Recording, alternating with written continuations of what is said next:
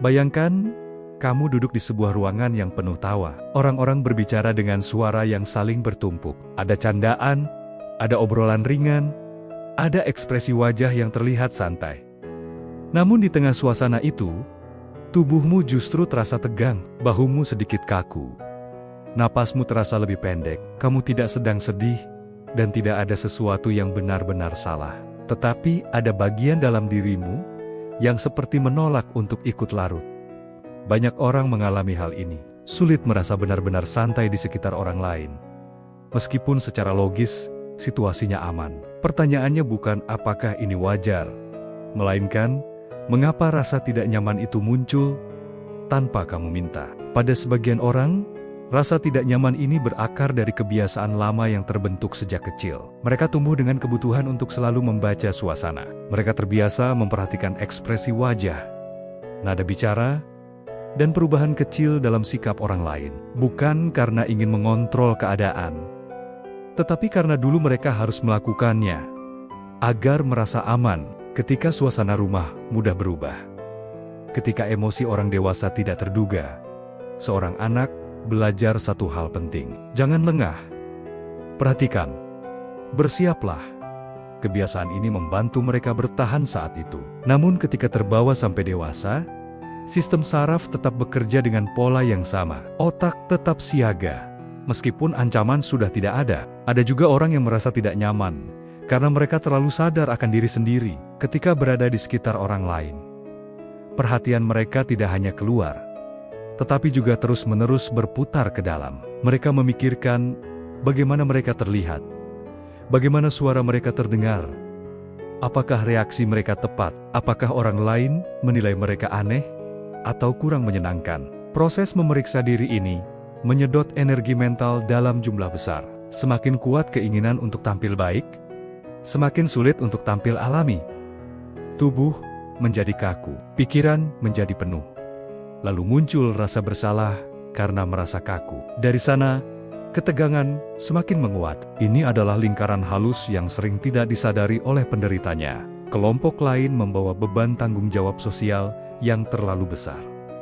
Mereka merasa harus menjadi penjaga suasana. Mereka merasa bertanggung jawab atas kenyamanan orang lain. Mereka takut jika diam terlalu lama suasana akan menjadi canggung. Mereka takut jika berkata jujur akan melukai perasaan seseorang. Dalam kondisi ini, berada di tengah orang lain terasa seperti bekerja tanpa henti. Ketika seseorang memikul tugas untuk membuat semua orang nyaman, tubuh dan pikiran akan cepat kelelahan. Bukan karena mereka tidak suka bersosialisasi, tetapi karena peran yang mereka mainkan terlalu berat. Menariknya, banyak orang mengira bahwa tidak nyaman di sekitar orang lain berarti tidak menyukai manusia. Padahal seringkali itu bukan soal benci, melainkan soal kelelahan. Sistem saraf, setiap orang bekerja dengan sensitivitas yang berbeda. Bagi sebagian orang, rangsangan sosial terasa lebih kuat. Suara yang tumpang tindih, tatapan mata, gerakan tubuh, dan kecepatan respon membuat otak bekerja lebih keras dari yang terlihat. Setelah beberapa waktu, tubuh seperti memberi sinyal halus bahwa ia membutuhkan jeda. Ini bukan kelemahan. Ini adalah cara tubuh menjaga keseimbangan. Dalam psikologi, kondisi seperti ini sering berkaitan dengan cara sistem saraf mengelola rasa aman. Ketika tubuh terbiasa berada dalam mode waspada terlalu lama, ia membutuhkan waktu untuk belajar bahwa ia boleh rileks. Proses ini tidak terjadi hanya dengan berpikir positif atau memaksa diri agar terlihat normal. Tubuh tidak merespon perintah. Tubuh merespon rasa aman. Ada satu hal penting yang sering terlewat. Tidak nyaman bukan berarti kamu harus memaksa diri agar terlihat santai.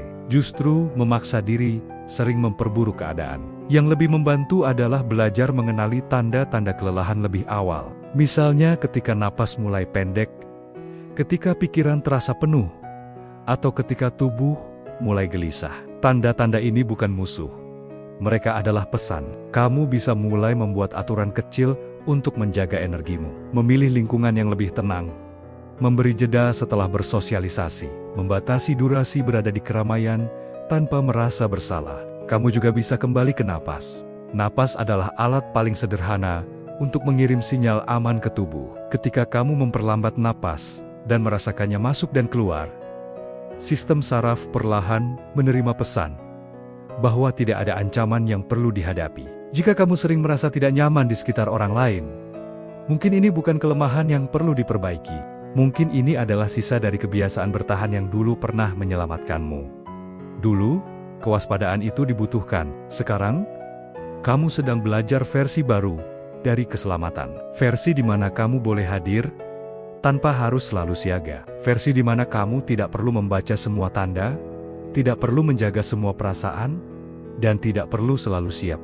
Belajar merasa aman di sekitar orang lain adalah proses. Ia tidak selalu cepat dan tidak selalu mulus. Namun setiap kali kamu memilih untuk mendengarkan tubuhmu dengan lembut, kamu sedang melangkah ke arah yang lebih sehat. Kamu tidak rusak, kamu tidak aneh. Kamu hanya sedang belajar bagaimana caranya merasa aman dengan cara yang baru. Jika pembahasan ini terasa dekat dengan pengalamanmu, tekan tombol subscribe. Di channel ini, kita membahas psikologi yang relevan dengan kehidupan sehari-hari.